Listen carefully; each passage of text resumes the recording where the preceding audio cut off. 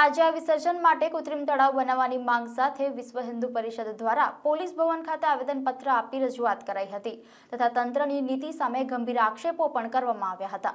વડોદરા મહાનગરના ઐતિહાસિક સરસિયા તળાવમાં મુસ્લિમ બિરાદરોના તાજિયાનું વિસર્જન પ્રતિબંધિત કરવામાં આવેલ નથી।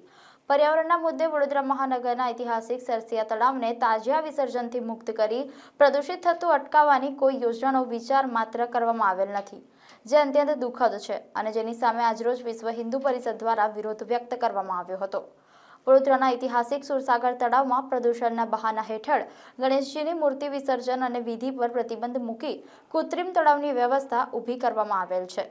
ત્યારે વડોદરા મહાનગરના ઐતિહાસિક સરસૈયા તળાવમાં મુસ્લિમ બિરાદરોના તાજિયાના વિસર્જન પર પ્રતિબંધિત કયા કારણોસર મૂકવામાં આવેલ નથી, જ્યારે બીજી બાજુએ મુસ્લિમ બિરાદરોના તાજિયાના આગમનમાં જુલુસમાં રાત્રિના 10:30 થી 12 કલાક સુધી અલગ અલગ વિસ્તારમાં ડીજેના તાલે પીટની રમત રમતા હોય છે, ત્યારે પોલીસ તંત્ર દ્વારા કેમ કોઈ પણ પ્રકારની કાર્યવાહી કરતું નથી, જે પોલીસ પ્રશાસનની વહાલાદવરાની નીતિને ઉજાગર કરે છે અને જેને લઈને વિશ્વ હિન્દુ પરિષદમાં રોષ જોવા મળ્યો હતો।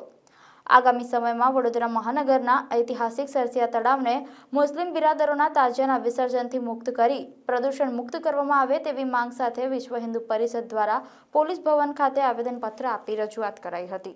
જય શ્રી રામ। વિશ્વ હિન્દુ પરિષદ વડોદરા મહાનગર તરફથી આજે અમે પોલીસ કમિશનર ઓફિસ આવ્યા છીએ।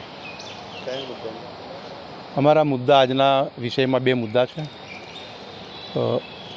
પ્રદૂષણના નામ પર સુરસાગર તળાવમાંથી ગણપતિ વિસર્જન કરવામાં તંત્રએ પરવાનગી આપી નહોતી અને વારંવારની રજૂઆતો બાદ પણ તંત્ર દ્વારા કૃત્રિમ તળાવોની વ્યવસ્થા કરવામાં આવી છે, કારણ કે પર્યાવરણના કારણ આગળ ધરીને। તો સુરસાગર તળાવમાં જો પ્રદૂષણ થતું હોય તો સરસિયા તળાવમાં કેમ નહીં? વર્ષો પહેલાં અગાઉ સરસિયા તળાવમાં ગણપતિનું વિસર્જન કરવામાં આવતું હતું, ત્યાં તાજિયાનું પણ વિસર્જન કરવામાં આવે છે। તો અમારી માગ છે કે જે રીતે ગણપતિમાં તમે કૃત્રિમ તળાવોનું આયોજન કરો છો એ જ રીતનું તાજિયામાં પણ તમે કૃત્રિમ તળાવોનું આયોજન કરી અને વડોદરા શહેરને 4 ભાગમાં વહેંચી નાખવામાં આવે, જેથી શહેરમાં જે એક જગ્યાએ જે લોકટોળા ભેગા થાય છે અને જે ટ્રાફિકનો જે પ્રશ્ન ઉપસ્થિત થાય તે પ્રશ્ન પણ ઉપસ્થિત ન થાય।